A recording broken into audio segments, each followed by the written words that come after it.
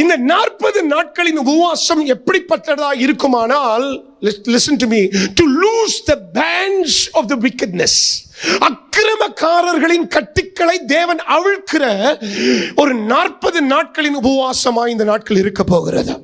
சொல்லுங்க ஹல்லேலூயா.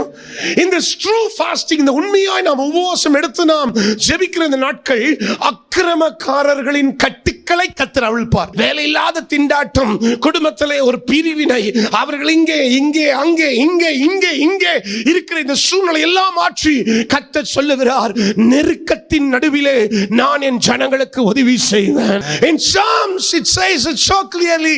சங்கீதக்காரன் 69:10 சொல்லுகிறான், நான் உபவாசம் பண்ணி என்னை நான் தாழ்த்தி அர்ப்பணிச்சு நான் ஜெபிக்கும் பொழுது தேவன் என்னுடைய சிறையிருப்பை திருப்பினார்.